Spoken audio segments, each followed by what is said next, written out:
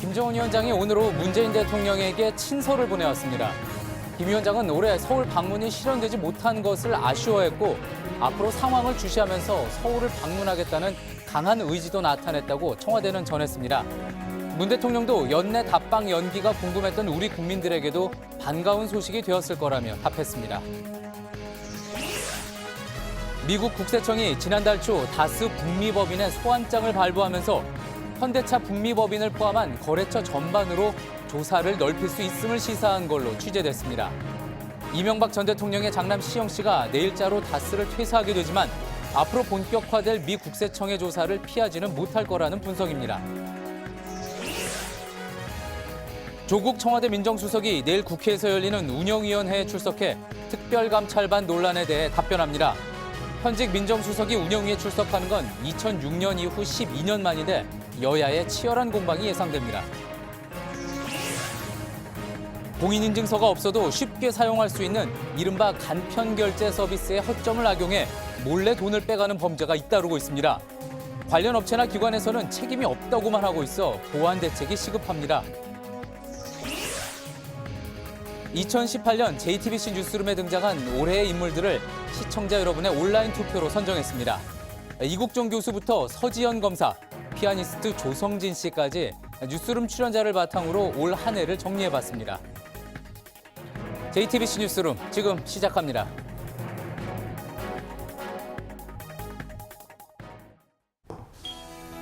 공기청정기가 도로 위로 내일을 바꾸는 현대수소 전기차. 새해를 이틀 앞둔 올해의 마지막 휴일인 오늘 김정은 북한 국무위원장이 문재인 대통령에게 친서를 보냈다고 청와대가 공개했습니다. 김 위원장은 친서에서 올해 서울 답방을 못한 걸 아쉬워하면서 내년에도 문 대통령과 자주 만나 비핵화 문제 등을 함께 해결해 나가자는 뜻을 밝혔습니다. 이에 앞서 트럼프 미국 대통령과 시진핑 중국 국가주석도 전화 통화를 하고 한반도 문제에 대한 의견을 나눴습니다. 새밑에 남과 북, 그리고 미국과 중국이 잇따라 적극적인 소통을 시작한 겁니다. 소강 상태에 있던 비핵화 논의가 새해부터 다시 급물살을 탈 수 있을지 관심입니다. 첫 소식 이주찬 기자입니다. 김정은 위원장은 문재인 대통령에게 A4 용지 2장 분량의 친서를 보냈습니다. 김 위원장은 친서에서 올 한 해 3번씩이나 만나며 남북 사이에 오랜 대결 구도를 뛰어넘는 조처를 이뤄냈다고 평가하고 우리 민족을 전쟁 공포로부터 벗어나게 했다는 점을 강조했다고 청와대가 밝혔습니다. 김 위원장은 또 올해 서울 방문이 이루어지지 못한 것을 못내 아쉬워하며 서울 답방에 대한 강한 의지를 나타냈다고 김의겸 대변인이 전했습니다. 내년에도 문 대통령과 자주 만나겠다는 뜻도 밝혔습니다. 2019년에도 문재인 대통령과 자주 만나 한반도 평화 번영을 위한 논의를 진척시키고 한반도 비핵화 문제도 함께 해결해 나갈 용의가 있음을 밝혔습니다. 김 위원장의 친서에 문 대통령은 소셜미디어를 통해 화답했습니다. 문 대통령은 김 위원장이 남북과 북미 정상회담 합의에 대한 적극적인 실천 의지를 다시 한번 천명해 주었다며 새해에도 자주 만나자는 김 위원장의 뜻이 매우 반갑다고 환영했습니다. JTBC 이주찬입니다. 예, 그러면은 청와대 연결해서 친서가 전달된 배경은 뭔지 또 그리고 앞으로 청와대는 또 어떻게 반응을 하게 될지 좀 더 알아보도록 하겠습니다. 김소연 기자가 연결돼 있습니다. 자, 김 기자, 오늘 오후에 갑자기 소식이 전해졌습니다. 자, 김 위원장의 친서를 문 대통령이 정확하게 언제 받은 겁니까? 네, 청와대는 문 대통령이 오늘 오후에 김 위원장의 친서를 받았다고 밝혔습니다. 김의겸 대변인이 오늘 오후 4시 20분쯤 갑자기 남북 관계에 예정이 없던 브리핑을 하겠다고 하면서 이곳 청와대 춘추관이 다소 술렁이기도 했는데요. 표지 사진 외엔 친서의 실물이나 원문을 직접 공개한 게 아니라 김 대변인의 브리핑을 통해서 간접적으로 전달이 됐습니다. 김 대변인은 정상 간 친서 내용을 그대로 전달하는 건 외교적 관례에 어긋나기 때문에 자신이 본 친서 내용을 의역해서 정리했다고 설명했습니다. 트럼프 미 대통령의 경우 김 위원장의 친서를 공개한 적이 있지만 원래 안 하는 게 맞다는 겁니다. A4 2장 분량을 요약한 것인 만큼 공개되지 않은 내용도 있을 걸로 보이는데요. 청와대 관계자는 북미 정상회담 관련 내용도 담기지 않았겠느냐고 말했습니다. 예. 자, 친서는 보통 이제 인편으로 사람이 직접 전달하지 않습니까? 이번에 누구를 통해서 어떻게 전달됐는지도 궁금하군요. 네, 김 위원장은 지난 2월 평창 올림픽 때 동생인 김여정 제1부부장을 통해서 문 대통령에게 친서를 전달했죠. 이번 친서의 전달 경로에 대해서 청와대 고위 관계자는 인편으로 전달됐지만 청와대로 사람이 오간 적은 없다고 답변했습니다. 김의겸 대변인은 남북 사이의 여러 소통 창구 중 하나를 통해 왔다고 했고요. 이 때문에 판문점이나 개성의 연락사무소 또 정보기관을 통해서 전달됐을 가능성이 제기되는데요. 이런 경로를 통한 전달 가능성에 대한 질문에 또 다른 청와대 관계자는 언론이 추측하라며 구체적인 답을 하지는 않았습니다. 예, 언론이 여러 가지 추측을 할 수밖에 없겠군요. 자, 친서 이제 보통 줬으면은 이제 또 다시 또 주는 게 보통 아닙니까? 문재인 대통령이 일단 오늘은 소셜 미디어를 통해서 환영의 뜻을 밝혔는데 따로 답장을 하게 될 것 같습니까? 네, 일단은 문 대통령은 소셜 미디어를 통해서 연말 바쁜 중에 따뜻한 편지를 보내줘 고맙다. 답방 연기가 궁금했던 국민들에게도 반가운 소식이 되었을 거다라고 썼습니다. 또 앞으로 어려움이 많겠지만 김 위원장의 환영하는 우리의 마음은 결코 변함이 없을 것이라며 서울 답방을 바라는 메시지도 전했습니다. 청와대 관계자는 문 대통령이 김 위원장의 신년사를 보고 답장을 하지 않겠느냐고 말했는데요. 이번에 특사가 오지 않았기 때문에 특사를 통해 전달할 것인지는 판단이 좀 필요한 부분이라고 말했습니다. 예, 잘 들었습니다. 청와대에서 김소연 기자였습니다. 예, 올해가 이틀밖에 남지 않은 시점에서 온 김정은 위원장의 친서입니다. 과연 어떻게 볼 수 있을지 취재 기자와 좀 더 짚어보도록 하겠습니다. 안익은 기자가 나와 있습니다. 네. 자, 안 기자. 먼저 서울 답방에 대해서 김 위원장이 강한 의지를 나타냈다는 부분이 눈에 띕니다. 네, 연내 서울 답방은 9.19 평양 정상회담에서 남북 정상이 합의한 부분인데 지켜지지가 못했고 예. 또 문 대통령이 이달 초 기내 간담회를 통해서 가능성을 많이 열어놨기도 한 부분이기 때문에 청와대로선 아쉬움이 매우 컸던 부분이었는데 김정은 위원장이 친서를 통해 이 부분에 대해서 어느 정도 해명을 내놓은 것으로 볼 수 있을 것 같습니다. 문 대통령이 연내 답방 연기가 궁금했던 우리 국민들에게도 반가운 소식이 됐을 것이라고 언급한 대목도 바로 그 부분을 염두에 둔 것으로 보입니다. 예, 그렇군요. 저희가 여러 번 시점을 이제 예측하기도 하고 또 틀리기도 하고 그렇기는 했는데 상황을 주시하면서 서울을 방문하겠다 이렇게 김 위원장이 밝혔습니다. 언제쯤 가능할 걸로 좀 볼 수 있을까요? 네, 예측이긴 하지만 트럼프 대통령이 최근에도 북미 관계와 관련해서 진전이 이루어지고 있다 이렇게 언급을 했고요.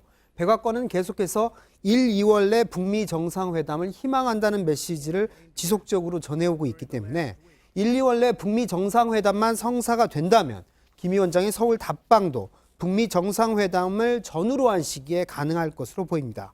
다만 북미 정상회담 일정이 다소 늦어진다면 내년 3.1운동 100주년 등을 계기로 해서 김 위원장 답방이 전격적으로 이루어질 가능성도 있을 것으로 보이고요. 예. 김 위원장은 친서에서도 올해도 3번 만났고 2019년에도 문 대통령과 자주 만나서 한반도 평화 번영 문제 그리고 한반도 비핵화 문제도 함께 해결해 나갈 용의가 있다는 뜻을 밝혔습니다. 예. 결국은 북미 간의 상황이 상당히 큰 변수가 될 것이다. 그렇게 볼 수가 있겠군요. 자, 보면은 이번에 김 위원장이 보낸 친서, 문 대통령이 보낸 것은 두 번째인 거죠. 네, 그렇습니다. 올해 2월 평창 동계올림픽 개막 즈음에 특사로 내려온 김여정 노동당 제1부부장이 친서를 가져왔었는데요. 그 이후 처음입니다. 당시 청와대를 직접 방문해서 국무위원장, 국장이 달린 친서를 전달했는데 이번에도 누구인지는 밝히진 않았지만 인편으로 전달됐다는 게 청와대 설명입니다. 그리고 김 위원장은 올해 고비 때마다 트럼프 대통령에게 친서를 보내 위기를 돌파해 나가는 일종의 친서 정치를 자주 활용을 했는데 이번에도 남북 간에 이런 친서를 보냈다 이렇게 볼 수 있을 것 같습니다. 그렇군요. 자, 많은 분들이 또 기억을 하겠지만 올해 초 1월 1일이었습니다. 김정은 위원장의 신년사가 많은 변화의 시작점이 되지 않았습니까? 자, 그래서 이번에는 어떤 신년사가 나올지도 관심이 쏠릴 수밖에 없는데 이번 친서를 통해서 모레 발표되는 김정은 위원장의 신년사 어떻게 될 거다 한번 예상을 해볼 수가 있을까요? 네, 올해 김정은 위원장 신년사를 보면 사무실 책상 위에 핵단추가 놓여 있다. 이런 메시지도 있었고요. 예. 평창 올림픽에 대표단을 파견할 용의가 있다. 또 이런 복합적인 메시지를 보냈습니다. 예. 그래서 사실 김 위원장 답방이 연기가 되면서 향후 정세를 놓고는 긍정적인 전망이 많긴 했지만 일말의 불안감도 없지 않았던 게 사실입니다. 그런데 오늘 친서를 통해서 김정은 위원장이 내년 정세도 올해 4.27 정상회담 이후 기조로 나가겠다는 의지를 밝히면서 이런 불안감마저 상당히 씻어낸 것으로 보입니다. 예, 정확한 내용은 이제 이틀 뒤면은 저희가 또 알 수 있을 것 같습니다. 잘 들었습니다. 안익은 기자였습니다. 한편 트럼프 미국 대통령이 시진핑 중국 국가주석과 전화 통화를 했다고 전격 공개했습니다. 중국 언론들은 두 사람이 한반도 정세에 대해서 깊이 논의를 했고 북미 관계가 좋은 결과가 되길 바란다고 시 주석이 말했다고 전했습니다. 미국과 중국이 대북 공조 기류를 되살리려는 모양새로 읽힙니다. 백종훈 기자입니다. 시진핑 국가주석과 길고 좋은 전화 통화를 했습니다. 여러 분야에서 큰 진전이 있을 겁니다. 트럼프 대통령은 현지 시간 29일 시진핑 주석과의 통화 사실을 밝혔습니다. 1차 현안은 미중 간 무역 협상이었습니다. 중국 신화통신은 그러나 두 정상이 특히 한반도 정세에 대해서도 논의했다고 보도했습니다. 신화통신은 시 주석이 북미 추가회담이 좋은 결과가 나올 수 있도록 돕겠다고 했다고 전했습니다. 중국이 북한 비핵화 협상과 관련해 미국을 상대로 협조를 약속한 것으로 해석되는 대목입니다. 곧 있을 북한 김정은 위원장의 신년사 발표를 앞두고 양국이 협력을 복원하려는 신호로 보입니다. 미국은 중국이 제재 등을 유지해 북한을 협상 테이블로 나오도록 도와달라고 중국에 촉구한 바 있습니다. 워싱턴 포스트의 칼럼니스트 데이비드 이그네이셔스는 트럼프 행정부가 최근 긍정적인 대북 메시지를 보냈다고 평가했습니다. 또 김정은 위원장이 솔직한 태도를 보이면 북미 관계는 다시 속도를 낼 것이라며 김 위원장의 신년사 메시지가 주목된다고 밝혔습니다. JTBC 백종훈입니다. 이명박 전 대통령의 장남인 이시영 씨가 다스로부터 퇴사 통보를 받았다는 소식 어제 전해드렸습니다. 그렇다면 이제 이시영 씨를 상대로 진행되던 미국 국세청의 조사는 또 어떻게 될지가 관심입니다. JTBC 취재 결과 지난달 초 미 국세청 IRS가 이번에는 다스 북미법인을 대상으로 소환장을 발부했는데 이때 거래처인 현대차 북미법인도 조사할 수 있음을 시사한 걸로 확인이 됐습니다. 다스의 실소유주가 누구인지로 시작된 논란의 불똥이 거래처들로까지 옮겨가게 된 겁니다. 정혜성 기자의 보도 보시고 또 시영 씨의 퇴사가 이 조사에 영향을 미칠 것인지 취재 기자와 한 걸음 더 들어가 보겠습니다. JTBC 취재진이 입수한 미국 국세청의 소환장입니다. 미 국세청 범죄수사국은 지난달 초 다스 노스 아메리카, 즉 다스 북미 법인을 상대로 소환장을 발부했습니다. 소환장엔 2012년부터 2018년까지 회계 자료와 함께 거래 업체 목록까지 제출하라는 요구가 담겨 있습니다. 앞서 미 국세청은 이시영 다스 전무 한 사람에게만 11월 5일까지 범죄수사국 뉴욕 사무실로 출석하라고 통보했습니다. 10년치 개인 금융 자료까지 요구한 사실도 확인됐습니다. 그런데 다스 측이 거부하자 이번엔 북미 법인에 소환장을 발부한 겁니다.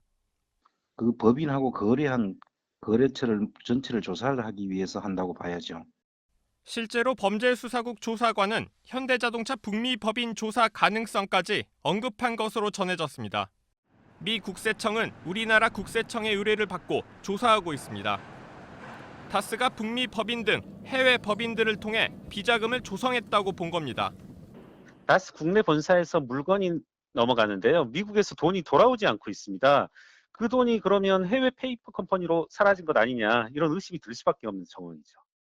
JTBC 정혜성입니다. 이 앞에서 리포트 전해드린 정혜성 기자가 스튜디오에 나와 있습니다. 자, 정 기자, 일단 JTBC에서 입수한 미 국세청의 소환장 얘기부터 좀 해봐야 될 것 같습니다. 일단 그 소환장을 보낸 범죄수사국이라는 곳은 어떤 곳입니까? 네, 소득이나 재산을 해외로 빼돌리는, 그러니까 역외탈세 등 범죄를 조사하는 곳입니다. 그러니까 미국 국세청의 특수국이라고도 볼 수 있습니다. 예. 뉴욕에 사무실이 있고요. 특히 이번에 다스를 담당하고 있는 조사관은 우리나라 국세청 관계자들에게 한국 통이라고 알려진 인물이기도 합니다. 예. 우리 국세청 관계자들에게도 잘 알려져 있는 그런 사람이군요.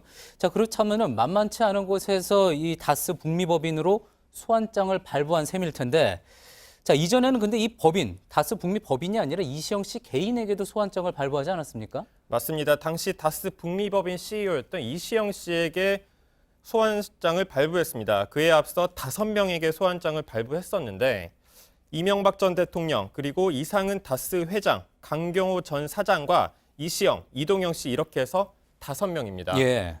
회사에서 너무 많다고 하자 그러면 이시영 씨 한 명만 지정해서 11월 5일까지 뉴욕 사무실로 출두하라 이렇게 했었는데 이마저 응하지 않자 회사 법인을 상대로 소환장을 발부한 겁니다. 그렇군요. 자, 그러면 이제 이시영 씨는 퇴사를 이제 하게 됐습니다. 회사 사람이 아니니까 어떻습니까? 소환에 응할 의무도 없어지는 겁니까? 네, 표면적으로는 그렇게 볼 수 있습니다. 하지만 이번 소환장에도 적시돼 있듯 범죄수사국은 2012년부터 2018년까지 회계 자료와 함께 거래사 목록을 요구했습니다. 예. 이 기간 동안 이시영 씨가 북미 법인 이사로 등록돼 있었습니다. 그리고 우리나라 국세청의 역외탈세 전문가에게 물어보니 조사가 진행됨에 따라 이시영 씨를 소환할 수도 있다. 이렇게 설명했습니다. 예, 그러니까 완전히 책임에서 벗어나 있다고 보기는 힘들다, 볼 수 없다. 그런 이야기군요. 네. 자, 그리고 다스와 거래를 하고 있는 그 거래사 목록에도 눈길이 갑니다. 특히 범죄수사국 조사관이 미국 엘라베마에 있는 현대자동차 공장도 조사할 수 있다. 이렇게 언급을 했다고요? 네, 맞습니다. 다스는 현대자동차에 차량 시트를 납품하는 기업입니다. 거래량도 많고요. 그렇다 보니 미 국세청에서도 거래와 관련해 수상한 점이 있다면 있진 않은지 들여다보려는 것으로 추정됩니다. 예. 특히 전체 리스트를 살펴보면서 다스가 해외 페이퍼 컴퍼니로 돈을 빼돌리지는 않았는지 이것을 조사하려는 겁니다. 예. 자, 미 국세청에서 이렇게 전방위적으로 조사에 들어간다면은 거래처들 입장에서는 당연히 부담이 커질 수밖에 없는 상황입니다. 자, 그 다스가 만든 것으로 의심되는 페이퍼 컴퍼니 앞서서 언급이 됐는데 이게 싱가포르에 있다고 저희가 앞서 또 보도해드린 바가 있었죠? 네, 맞습니다. 다스는 지난 2005년에 싱가포르의 생산 목적 회사가 아닌 1달러짜리 페이퍼 컴퍼니를 만든 적이 있습니다. 당시 회사 설립을 주도한 다스 전 임원이 중국 법인의 이익금을 싱가포르로 빼서 비자금을 조성하려는 목적으로 페이퍼 컴퍼니를 만들었다. 이렇게 취재진에게 밝힌 바 있습니다. 예. 실제로 싱가포르 페이퍼 컴퍼니로 돈이 흘러갔는지는 저희가 아직 밝히지는 못했지만 미 국세청에서 싱가포르 부분 역시 조사하고 있는 것으로 파악됐습니다. 예. 자, 미국 국세청이 이제 본격적인 조사에 들어갔고 결과가 하나둘 드러나면 또 새로운 국면이 펼쳐질 수가 있겠군요. 잘 들었습니다. 정혜성 기자였습니다. 청와대 특별감찰반 논란과 관련해서 조국 민정수석이 내일 국회 운영위원회에 출석합니다. 올해 마지막 날 여야는 어느 때보다 더 치열한 공방을 벌일 것으로 보이는데요. 사실상 조국 수석 청문회가 될 전망입니다. 이성대 기자입니다. 청와대 전 특별감찰반원인 김태우 수사관의 무차별 폭로로 시작된 특감반의 사찰 논란이 내일이면 중대한 분수령을 맞습니다. 조국 민정수석이 현직으로선 12년 만에 국회 운영위원회에 출석해 각종 의혹에 대해 직접 답변합니다. 자유한국당은 오늘 당 진상조사단원을 모두 운영위원으로 전면 배치했습니다. 민정수석실 비서관 전부와 이인걸 전 특검반장 등에 대한 추가 증인 신청도 했습니다. 청와대가 광범위한 사찰을 지시했다며 조국 수석의 사퇴를 요구할 예정입니다.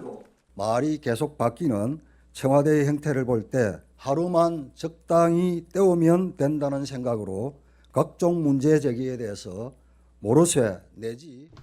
반면 민주당은 김 수사관이 개인적인 일탈을 했을 뿐 청와대가 불법적인 활동을 지시한 적이 없다는 입장입니다. 그동안 한국당 정치 공세의 근거가 되었던 김태우 전 특감 반원은 징계 요구를 요구받고 있는 비위 혐의자입니다. 조국 수석 역시 김 수사관의 폭로를 조목조목 반박할 예정입니다. 민주당은 오히려 김성태 의원 등을 상대로 베트남 외유 논란을 따지며 맞불을 놓을 걸로 보입니다. JTBC 이성대입니다. 이렇게 현직 민정수석이 운영위에 출석하는 건 2006년, 그러니까 노무현 정부 이후 처음입니다. 박근혜 정부 땐 정윤회 문건 파동으로 민정수석 출석이 결정되긴 했는데 민정수석이 이를 거부하고 사퇴하면서 항명 파동까지 낳은 바 있는데요. 12년 만에 민정수석이 출석하는 운영위 핵심 쟁점, 박소연 기자가 정리했습니다. 박근혜 정부 시절인 2015년 정윤회 문건 파동으로 국회는 경론 끝에 고 김영환 민정수석 출석을 결정했습니다. 하지만 김 수석이 이를 거부하고 사퇴한 항명 파동을 낳으며 무산됐습니다. 이듬해인 2016년 최순실 국정농단 사태 핵심 당사자로 지목된 우병우 전 민정수석이 국정감사 출석을 요구받았지만 결국 나오지 않았습니다. 청와대 민정수석이 국회에 출석한 건 김대중 정부 시절인 2000년 당시 신광욱 민정수석이 처음입니다. 이후 노무현 정부 시절 당시 민정수석이었던 문재인 대통령과 전해철 의원도 각각 2003년과 2006년 국회에 출석했습니다. 12년 만에 민정수석이 출석하는 국회 운영위원회 핵심 쟁점은 김태우 수사관이 작성한 각종 보고서가 개인적인 일탈이었는지 조직적인 지시가 있었는지입니다. 또 보고서가 어느 선까지 올라갔는지 단순 보고인지 여부도 쟁점입니다. 민간인 사찰 논란과 환경부 산하 공공기관 임원 사퇴, 청와대 민정라인 책임론 등을 둘러싼 공방도 치열하게 전개될 전망입니다. JTBC 박소연입니다. 새해부터는 75살 이상의 운전자들에 대한 면허 발급과 갱신, 그리고 안전교육이 더 엄격해집니다. 최근 들어 고령 운전자가 낸 교통사고가 늘자 이를 줄여보겠다는 건데요. 이제는 5년이 아니라 3년마다 면허를 갱신하고 적성검사를 받아야 합니다. 박준우 기자가 보도합니다. 검은색 차량이 서서히 중앙선을 넘더니 멈춰섭니다. 출동한 경찰이 운전자를 꺼내 인도로 실어 나릅니다. 평소 심장 관련 질병을 앓던 70대 운전자가 운전 중 의식을 잃은 겁니다. 경찰청 통계에 따르면 최근 5년간 75에서 79살 운전자의 교통사고는 14%, 80살 이상은 18% 늘었습니다. 시력도 떨어지지만 우선 손발이 옛날하고는 틀려요. 나이 때문에 본인이 그만큼 마음적으로 심령이 약해져가지고 정부가 사고를 줄이기 위해 75살 이상 운전자들의 적성검사 주기를 현행 5년에서 3년으로 단축하기로 했습니다. 또 이들 운전자가 면허를 갱신할 때 교통안전교육 2시간도 새로 받아야 합니다. 치매가 의심되는 운전자는 간이 치매 검사와 함께 수시로 적성검사를 실시해 관리할 계획입니다. JTBC 박준우입니다. 새밑을 꽁꽁 얼린 한파가 나흘 동안 이어졌습니다. 다행히 올해 마지막 날인 내일 낮부턴 추위도 잠시 멈춰설 것으로 보이는데요. 내일은 전국이 대체로 맑아서 올해 마지막 해넘이와 새해 첫 해돋이도 큰 무리 없이 감상할 수 있을 것 같습니다. 강신우 기자입니다. 시장에서 모락모락 피어오르는 기모로 추위를 달래보지만 어림없습니다. 상인들은 방한 장비로 중무장을 하고 손님을 기다립니다. 방학을 맞은 아이들은 강추위 속에서도 썰매를 타느라 여념이 없습니다. 오늘 오전 강원 철원 영하 20도, 서울 영하 11.3도 등 중부지방과 일부 남부 내륙지방엔 한파특보가 계속됐습니다. 바람은 체감 온도를 더 떨어뜨렸습니다. 낮이 되면서 기온이 조금 올랐지만 매서운 추위의 흔적들은 곳곳에 남아 있습니다. 서울의 한파특보는 해제됐지만 한강 주변은 여전히 꽁꽁 얼어 있습니다. 올해의 마지막 날인 내일도 아침엔 영하 10도 안팎의 추위가 계속됩니다. 전국 대부분 지역이 낮 동안 영상을 회복하겠지만 당분간 평년 기온은 밑돌 것으로 기상청은 내다봤습니다. 내일과 모레 제주를 제외한 전국은 대체로 맑아 해넘이와 해돋이를 보는 데엔 무리가 없을 것으로 보입니다. JTBC 강신호입니다. 최근 독감 치료제인 타미플루를 먹은 뒤 추락했다는 사고가 잇따르자 청소년 성인할 것 없이 나도 부작용을 겪었다는 증언이 쏟아지고 있습니다.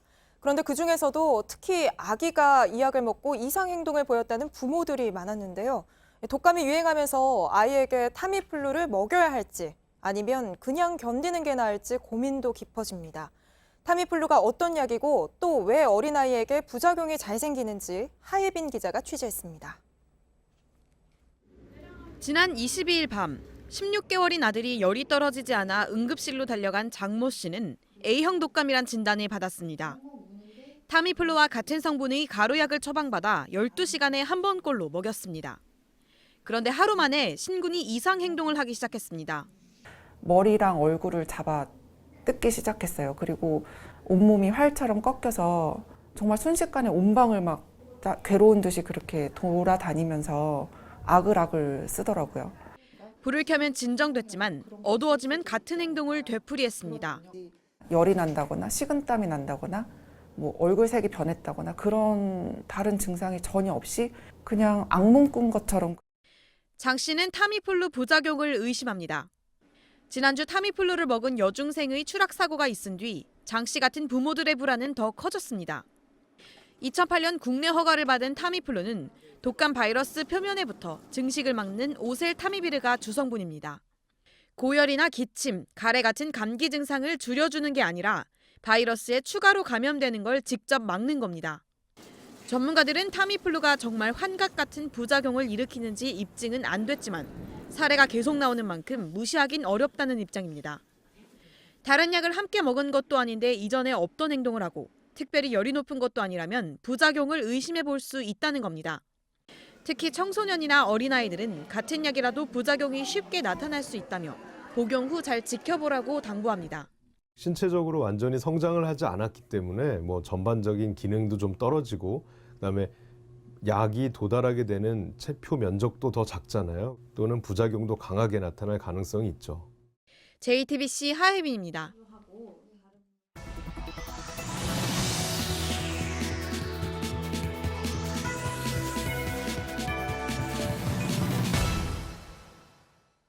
휴대전화에 저장된 정보만으로 빠르게 결제할 수 있는 서비스, 간편 결제라고 하죠. 이용자가 빠르게 늘면서 결제액이 하루 평균 1,000억 원, 연간 40조 원 규모로 커졌습니다. 문제는 계정 만드는 것도 너무 간단해 범죄에 타깃이 되고 있다는 겁니다.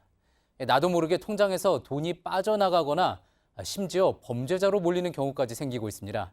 먼저 이현 기자의 보도입니다. 지난 7월 홍문표 고려대 교수는 자신의 월급 통장에서 200만 원이 사라진 걸 뒤늦게 확인했습니다. 돈은 간편결제 사이트 2곳을 통해 빠져나갔습니다. 계좌와 카드번호, 비밀번호 앞자리 등 과거 유출된 개인정보로 누군가 대포폰을 개통했고 이를 바탕으로 간편결제 계정을 만든 뒤 상품권을 사들인 겁니다. 국민은행 계좌를 열어보니까 국민은행에서 기업 투 기업으로 돈이 계속 빠져나가고 있었고 근데 이게 토요일 저녁이어서 막을 방법이 없어요. 보는 앞에도 돈이 빠져나가는데 하지만 이게 끝이 아니었습니다. 비밀번호를 바꿔놓은 계좌에서 한 달 뒤 또다시 200만 원이 빠져나갔습니다. 심지어 자신을 사칭한 보이스피싱으로 피해자가 발생해 경찰 조사까지 받아야 했습니다. 이런 일이 일어나는 동안 통신사와 간편결제 사이트는 책임이 없다는 답만 되풀이했습니다. 고객님 이 주문건으로만 보자면 정상 결제건이라고 제가 현재로서 저희 또한 어떤 처리가 가능한 부분은 없으니까 대응팀이 있습니다. 논리의 핵심은 다 당신 책임이라는 거예요. 우린 책임이 없다. 그리고 회사 책임을 네가 입증해 갖고 와라. 결국 경찰에 신고했지만 범죄에 이용된 IP 주소의 소재지가 모두 중국이라 수사는 성과 없이 종결됐습니다. JTBC 이현입니다. 그동안 간편 결제를 보면서 이렇게 간편해도 되나 걱정하신 분들도 있으셨을 텐데요. 실제로 범죄가 발생을 했습니다. 자, 이 내용 취재한 이세누리 기자와 좀 더 이야기 나눠보도록 하겠습니다. 자, 이 기자, 방금 리포트에서 본 것 말고도 비슷한 피해가 여러 건 있다면서요? 그렇습니다. 지난 13일 대학생 김기란 씨는 갑자기 한 전자상거래 사이트에 등록된 휴대전화 번호가 바뀌었다는 문자를 받았습니다. 그러자마자 수십만 원어치의 상품권이 결제됐다는 문자가 왔다고 합니다. 김 씨 얘기를 한번 들어보겠습니다. 처음 당해봤는데 눈앞에서 핸드폰 번호가 바뀌고 1분도 되지 않아서 한 30만 원이라고 하는 돈이 빠져나간 게 처음이기 때문에 손이 좀 떨리고. 저희가 해당 회사에 확인을 해보니까 비슷한 시점에 같은 수법으로 피해를 당한 사람이 지금까지 파악된 것만 5건에 달했습니다. 예. 자, 아무리 간단하다고 해도 내가 내 휴대전화를 들고 있기만 하면은 안전하다 이렇게 생각들을 했을 텐데 어떻게 이런 게 가능했던 겁니까? 예, 과거 해킹 등으로 이 특정 사이트에서 회원 계정 아이디와 비밀번호가 유출된 걸 악용한 겁니다. 모든 사이트가 다 그런 건 아니지만 로그인을 하면 ARS 인증만으로도 등록된 휴대전화 번호를 바꿀 수도 있습니다. 먼저 기존 번호를 대포폰 번호로 변경합니다. 그리고 이 전화번호를 이용해서 계정에 연계되어 있는 결제 비밀번호를 추가로 바꿉니다. 그 다음 이 비밀번호를 이용해서 상품권을 결제한 겁니다. 피해자 동의를 받아서 저도 한번 시도를 해봤는데요. ARS 인증에 동의하신다면 188번을 눌러주세요. 이렇게 전화 한 통만으로도 손쉽게 번호 변경이 가능했습니다. 예. 이게 가능한 건 간편교실 사이트의 아이디 주인과 휴대전화 명의가 일치하지 않아도 되는 허점이 있기 때문입니다. 예. 이세누리 기자가 직접 해봤을 정도로 저렇게 취약한 모습을 보였던 거군요. 자, 그렇다면은 이런 피해에 대해서 분명히 누군가는 책임을 져야지 될 것 같습니다. 어떻게 보상을 받을 수가 있는 겁니까? 지금은 마땅히 책임을 지는 곳이 없는 것이 현실입니다. 이 대포폰을 등록해준 통신사는 피해자에게 관련 개인정보가 일치했고 정부 지침대로 했다고만 했고요. 간편결제 업체는 수사가 진행되면 협조하겠다는 소극적인 입장만 내놨습니다. 전문가들은 관련 업체와 정부 기관들이 서로 폭탄 돌리기만 한다고 지적합니다.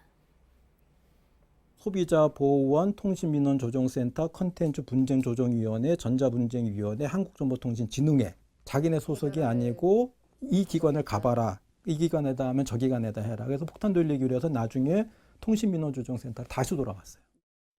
소비자 편의를 위한 간편 결제도 좋지만 적절한 보안 시스템이 우선이라는 목소리가 나오는 이유입니다. 예, 잘 들었습니다. 이세누리 기자였습니다.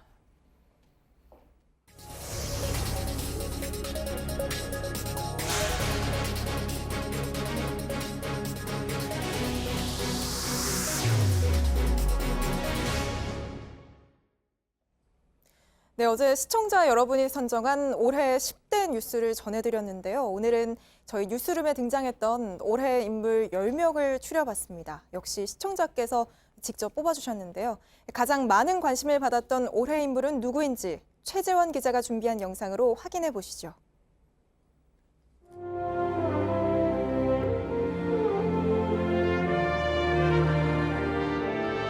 큰 수확은 아마 자신감을 얻은 게 아닐까 저는 생각해요. 주시는 겁니까? 네.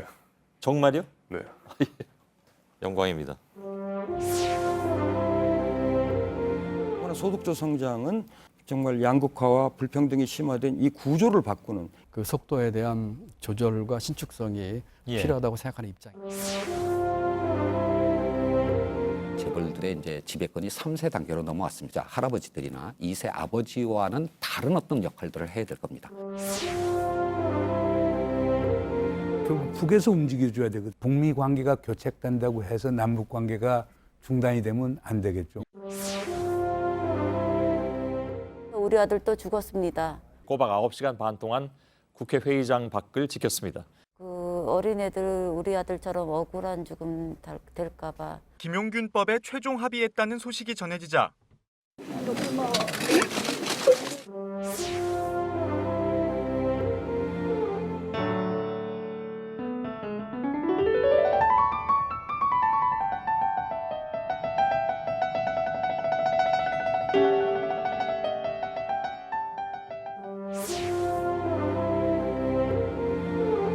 진심으로 아픈 사람이 없었으면 좋겠다. 그 진심이 보시는 분들한테 잘 전달이 됐으면 좋겠다. 주면은 계속 반납하겠다. 우리 국민들이 이렇게 특수활동비에 대해서 많은 관심을 갖고 또 시민단체들이 앞장서서 요구하고 있기 때문에 피해자가 직접 나가서 이야기를 해야만 너의 진실성에 무게를 줄 수 있다라고. 그리고 성폭력 피해자분들께 결코 당신의 잘못이 아니다. 환자분들이 어떻게 돌아가시는지 지나가면서라도 보시는 분들은 어쩌면 이럴 수가 있지. 그러니까 다친 사람만 억울한 거예요. 다친 사람들 중에서도 어떤 문제점을 지적할 만한 위치에 있지 않는 그런 분들만 집중타를 맞는다고요.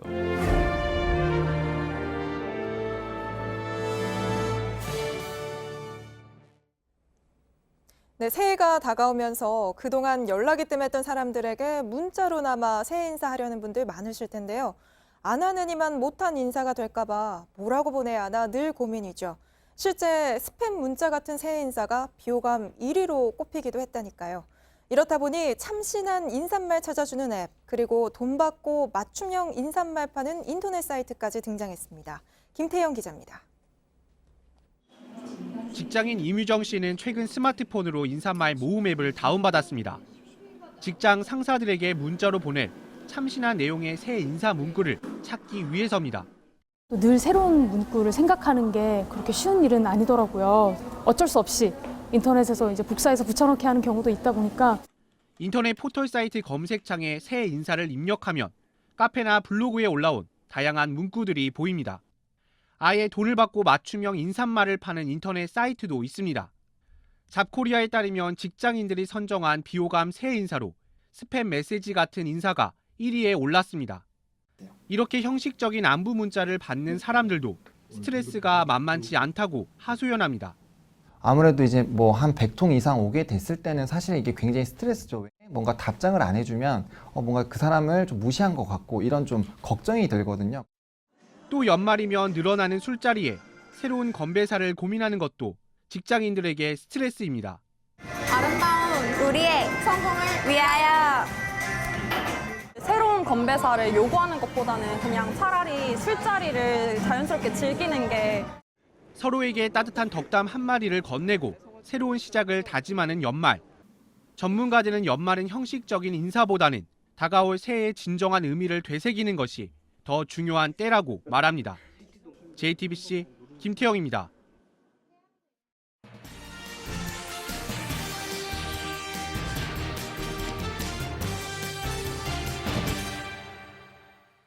오늘의 뉴스룸 키워드는 초계기입니다. 바다 위에서 적의 동정을 살피는 군용 항공기를 말하죠. 특히 잠수함을 찾아내는 대잠 초계기는 레이더로도 보이지 않는 걸 찾기 위해서 적외선 탐지기나 음향 탐지기 등 그야말로 최첨단 장비가 그 안에 다 동원이 됩니다. 이 초계기와 유독 인연이 깊은 나라가 바로 일본입니다.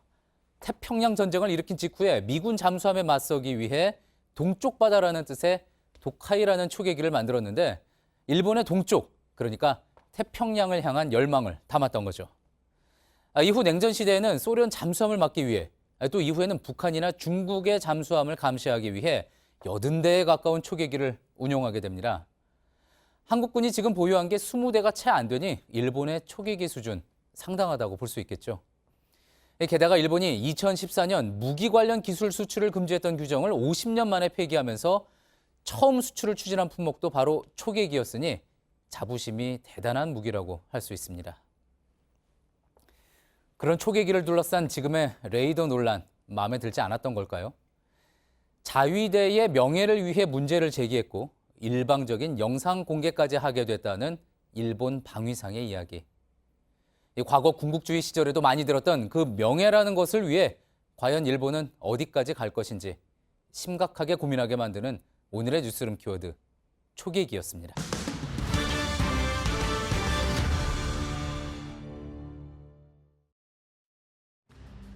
오늘 부산 사하구 하단동의 신축 공사 중인 오피스텔 18층 옥상에서 불이 났습니다.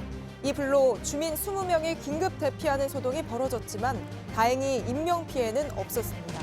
경찰은 옥상에 쌓아둔 공사자재에서 불이 났다는 목격자 진술 등을 토대로 정확한 화재 원인을 조사하고 있습니다. 비정규직 노동자 고 김용균 씨가 숨진 한국서부발전 사업장에서 최근 7년 동안 산업재해로 9명이 숨지고 54명이 다친 것으로 집계됐습니다. 한국서부발전에 따르면 이 가운데 숨진 9명을 포함해 61명이 모두 협력업체 직원이었고 부상자 2명만 서부발전 직원이었습니다. 또 사망자 9명 중 8명은 김 씨가 숨진 태안발전본부에서 사고를 당한 것으로 나타났습니다. BMW 차량의 화재 사태와 관련해서 경찰이 BMW 코리아 상무 1명과 직원 4명을 추가로 입건했습니다. 경찰은 이들이 차량의 결함을 알고도 늑장 리콜을 하는 등 사건을 은폐하려 했는지 여부를 조사하고 있습니다. 사법농단 의혹에 연루된 법관들에 대한 탄핵을 찬성하는 의견이 반대하는 쪽의 3배 정도인 것으로 나타났습니다. 한국사회 여론연구소가 전국 1,024명의 성인 남녀에게 물었더니 탄핵에 찬성한다는 답변이 모두 67.8%였고 반대는 23.2%였습니다.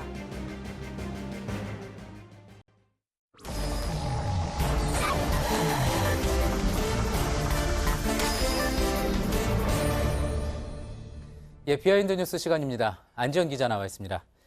안 기자, 첫 번째 키워드 열어볼까요? 네, 첫 키워드는 돌아온 당신입니다. 예, 비행기에 있는 자유한국당 김성태 전 원내대표의 모습이군요. 맞습니다. 어제 낮 베트남 다낭에서 돌아오는 비행기 안에 김성태 전 원내대표의 모습인데요. 이 사진을 직접 찍은 JTBC 시청자분의 말에 따르면 사진을 찍어도 되느냐고 김 전 원내대표에게 묻자 이렇게 쑥스러운 듯 보였다라고 당시 상황을 전해주기도 했습니다. 아, 예. 그러니까 지금 이 사진이 저희 시청자 제보창을 통해서 들어온 사진이라는 거군요. 맞습니다. 예, 그렇게 이야기를 해서 그런지 아무래도 또 이제 외유 논란 속에서 귀국을 한 거 아니겠습니까? 시청자가 이야기해 주신 대로 좀 쑥스러운 모습인 것 같기도 합니다. 맞습니다. 김 전 대표 3박 4일 일정으로 다낭으로 출장을 갔다가 당초 예정보다 하루 앞당겨서 어제 조기 귀국한 건데요. 함께 갔던 한국당 운영위원들은 오늘 새벽에 귀국했고요. 취재진의 카메라 앞에서 드릴 말씀이 없다고 했는데 직접 들어보시죠. 예. 특별히 드릴 말씀 없습니다. 어제 김성태 원내대표가 와서 다 말씀드렸지 않습니까? 아, 예. 어제 김성태 원내대표가 말씀드리지 않았습니까? 자, 이 내용은 그러니까 이제 김 전 원내대표가 귀국하면서 베트남 측과 사전에 약속을 한 거라 미룰 수가 없어서 그랬다 해명했던 걸 이야기하는 것 같군요. 맞습니다. 하루 전에 귀국한 김 전 대표가 그렇게 해명했던 거고요. 이번 다낭 출장은 한 베트남 양국 교류 협력을 강화를 앞세워서 다낭 무역관을 방문하고 이 교민들을 만나는 일정 등으로 이루어졌습니다. 예. 그런데 국회의원들 출장 자체를 문제 삼을 수는 없겠지만 이번 출장이 더욱 논란을 빚었던 건 본회의에 불참하고 출국했기 때문이었는데요. 특히 이번 본회의는 이른바 김용균법과 유치원 3법 처리 여부가 걸려 있어서 더욱 주목받은 바 있었고요. 예. 특히 신보라와 곽상도 두 의원은 두 법의 관련 상임위인 환노위와 교육위원인 만큼 더욱 논란이 된 바 있었습니다. 예, 그렇군요. 자, 출장을 갔다가 또다시 일찍 돌아온 그런 의원들도 있다고 하죠? 맞습니다. 또 민주당 운영위원들도 하루 뒤인 28일 날 2박 3일 일정으로 오사카로 출장을 갔습니다. 물론 본회의를 참석하고 간 출장이었지만 한국당의 외교 출장 논란 때문인지 아리마 온천 체험과 오사카성 관람 일정은 취소했고요. 예정대로 오늘 귀국했습니다. 예, 그렇군요. 자, 여러 가지 영향을 미치게 된 것 같습니다. 앞서 또 저희가 했던 보도들이. 다음 키워드 한번 볼까요? 네, 다음 키워드는 문제 발언 랩소디입니다. 예, 랩소디, 광시곡이라는 뜻인데 어떤 문제가 된 발언들 이야기하는 겁니까? 네, 올해 한 해 정치권에서 문제가 됐던 발언들을 저희가 한번 모아봤습니다. 먼저 가장 최근 논란이 됐던 건 민주당 이회찬 대표의 장애인 비하 발언 논란이었죠. 한번 들어보시죠. 이 정치권에서는 와서 말하는 거 보면은 저게 정상인가 싶을 정도로 그런 정신장애인들이 많이 있습니다. 그 사람들까지 우리가 포용하기는 좀. 이 대표가 이 발언을 한 건 지난 28일이었는데요. 예. 그 발언이 있었던 바로 당일날 사과문을 내고 사과했습니다. 이 사과문이었는데 보시는 것처럼 장애인 여러분을 폄하할 의도는 전혀 없었다라고 하면서 이렇게 죄송하다고 사과문을 냈었는데요. 하지만 야당은 오늘까지 공격을 이어갔습니다. 예. 한국당 논평을 냈는데 보시는 것처럼 사람이 먼저라던 정부 집권여당 대표가 사람에 대한 볼품없는 인식 수준을 보여줬다고 하면서 대표직을 사퇴하라는 논평 냈고요. 예. 다른 야당들도 민주당의 특단의 조치를 요구하기도 했습니다. 예. 자, 문제 발언 랩소디라고 했는데 그러면 올해 문제가 된 또 다른 발언들도 지금 추려온 겁니까? 맞습니다. 다음은 이부망천입니다. 이 사자성어가 아니라 정태욱 의원이 한 발언이었죠. 예. 이 발언도 한번 들어보시죠. 목동 같은 데 잘 살다가 이혼 한 번 하거나 직장을 잃으면은 저 부천 정도 갑니다. 부천 있다가 또 살기 어려워지면은 그럼 저기 그 인천 가가 중구나 남구나 이런 쪽에 갑니다. 예. 뭐 잘 기억이 납니다. 이혼하면은 부천 가고 망하면 인천 간다. 이 말을 줄여서 이부망천이라는 말이 나올 정도였잖아요. 정태욱 의원이 결국 이후에 해당 발언 사과하고 또 한국당을 나가지 않았습니까? 네, 맞습니다. 이 발언이 계속 논란이 되면서 한국당에서 윤리위를 소집했고요. 그런데 소집하기 전에 정 의원이 자진 탈당한 바 있었습니다. 예. 이후 인천 시민들로부터 고발을 당하기도 했었는데요. 무혐의 처분이 났고요. 지난달에 정 의원은 한국당에 복당 신청을 한 상태입니다. 그렇군요. 또 다른 발언이 있습니까? 네, 마지막 발언인데요. 마지막 발언은 한국당 이은재 의원의 발언입니다. 일본식 표현을 해서 실시간 검색어에 오르기도 했었는데요. 이 발언도 한번 들어보시죠. 아니, 차분하게 하는데 계속 중간에서 지금 계세해 주신 거 아닙니까? 네, 방해라는 표현을 일본식으로 한 건데요. 당시 상황은 교문위 위원장이 자신의 발언을 제지하자 이렇게 말했던 겁니다. 예. 사실 저희가 비하인드 뉴스 통해서 많이 또 소개가 되기도 했었는데 이은재 의원이 일본어를 언급한 거, 일본어 잔재 표현을 쓴 것은 뭐 이후에도 있지 않았습니까? 맞습니다. 그 이후에도 있어서 일본식 표현 삼관왕이다 이런 별명이 붙기도 했었는데요. 저희가 발언을 한번 가져와 봤습니다. 보시는 것처럼 지난달 7일이죠. 예결위 전체회의에서는 이렇게 방해라는 일본식 표현, 야지를 놓는 의원은 퇴출해달라 이렇게 얘기한 바 있었고요. 같은 달이죠. 이달 26일에는 국민 혈세를 이렇게 분배해도 되느냐 이 표현을 뿜빠이라고 말하기도 했습니다. 예. 그래서 이 의원은 논란이 되자 이 속기록 발언, 물론 겐세이 발언은 사과를 했고요. 이후에 예. 일부 표현은 속기록을 수정하기도 하고 후폭풍이 만만치 않았습니다. 예. 어떻게 보면 비하인드 뉴스도 올해 가장 논란이 됐던 이야기 3가지를 이제 추려가지고 마지막으로 전해드렸다고 볼 수가 있겠군요. 잘 들었습니다. 한 해 동안 또 수고 많았습니다. 비하인드 뉴스 안지현 기자였습니다. 여러분은 청춘 그리고 요즘처럼 추운 겨울을 어떤 시간으로 기억하시나요?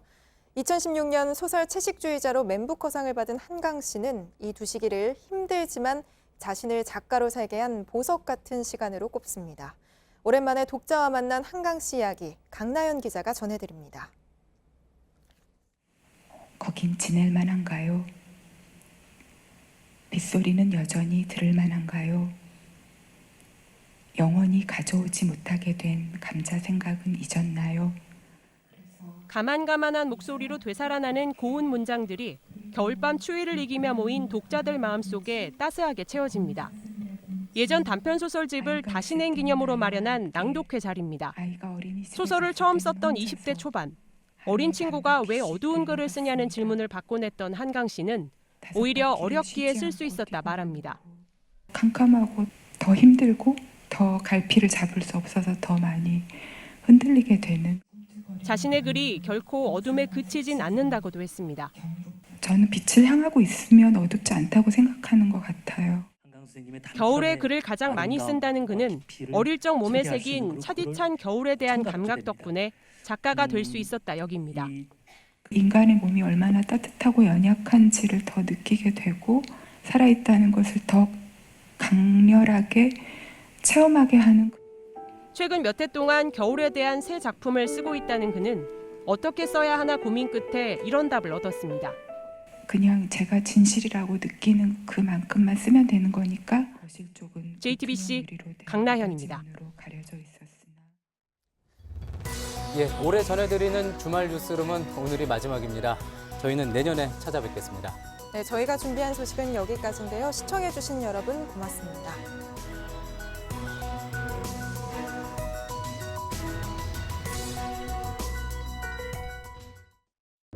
시작이었다. 첫걸음도 탄생도 아닌 출발이다.